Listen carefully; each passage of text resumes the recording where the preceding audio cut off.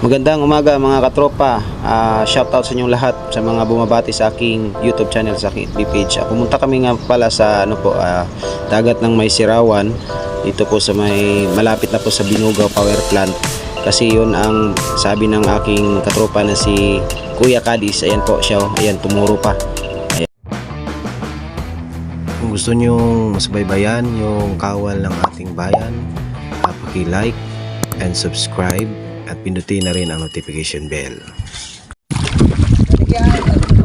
What's up guys? Andito kami ngayon sa may Sirawan Coastal at dito kami sa pinaka mas malalim na party ng dagat guys. Ayan. Kasama ko yung ibang mga tropa yan oh. What's up? What's up? Combat and art are big difference. You learn that? Hindi lang army si Papang. The ligwat is the moment somebody attack it here. Hello guys. Yan. Shout out sa lahat. So subukan natin guys na mag spear fishing dito sa po. Kasama ko yung ito. Yan guys. Sabayanan nyo kami mamaya guys sa underwater adventure.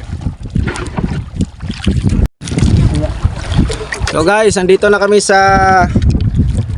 ating dadayban ngayon. So sana makakarami tayo. Sama ko yung mga sakalam na snappy ng Charlie Company. Papang. Kami sa may mga bahura malapit sa Santa Cruz. Yan. Guys.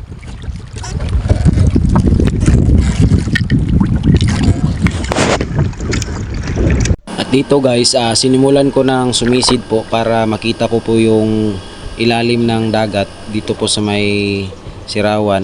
Malapit na po siya sa may Binugaw Power Plant. Kasi sabi nila marami daw mga isda rito na lapu-lapo. So all of the sudden wala pa ako nakita mga ganun kalalaki na isda na sinasabi nila. Tapos ayan po, bumalik ako. Ayun, nakita ko po talaga yung ilalim dun sa dagat na yan. Sobrang tumal.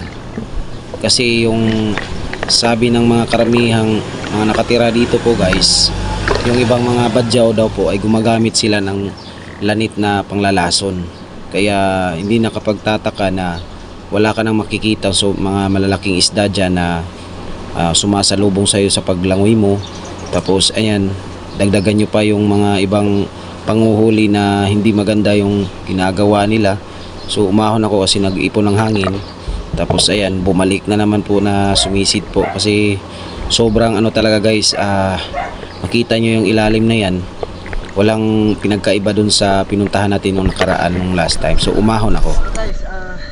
Alam kami mo lang spot para mas maganda pag may mga trips. So dito ko rin napagtanto guys na ito yung ginagamit ko na Google na diving equipment. Hindi po pa siya hindi po siya advisable na gamitin niyo po sa mahigit 6 na dipa yung lalim kasi ang tendency niyan mawawalan kayo ng pressure sa paghinga kasi parang may stuck at yung Google mo na ginagamit mo diyan sa goggle na para makita mo yung ilalim. So kita nyo yun guys, medyo madilim at hindi masyadong malinaw.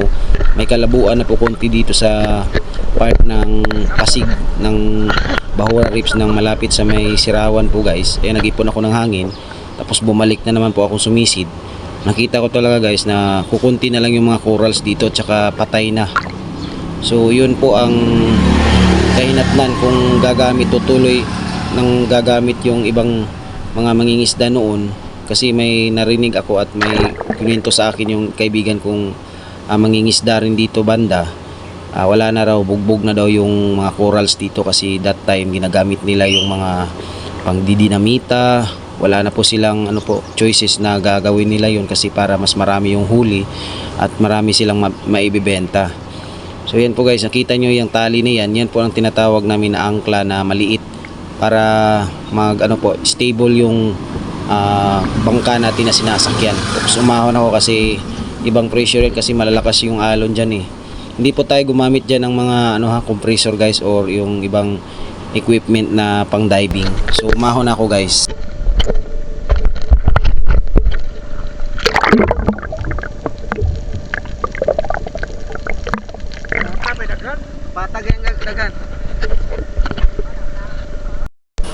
So ayan guys, nagdesisyon na kami na tumuloy guys at babalik na lang kami rito ng mas maaga or tawag namin yung mangingilaw kami ng gabi dito kasi sabi nila Kuya Kadis at yung bangkero namin na mas maganda daw pag namamana kayo ng gabi.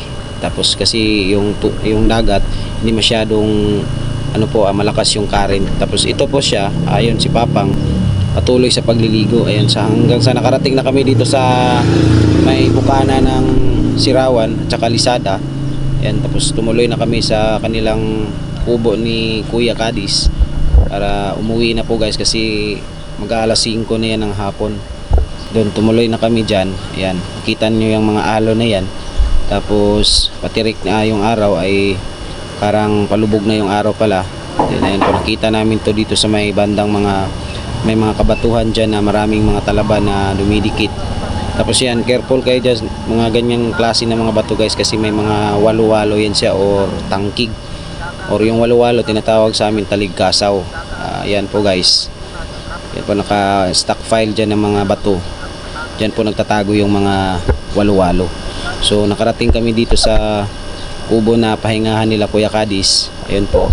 Yan sa likod ko, pagod na pagod si Kuya kasi parang nag-survey na lang din kami kung marami ba talagang isda na makikita namin doon para babalikan namin yung spot na yan. So yan po guys. Ayan po si Papang. Ayan, nakakaangkla na po kami dyan. Nagano na kami dyan. Tumuloy na kami sa kanilang kubo.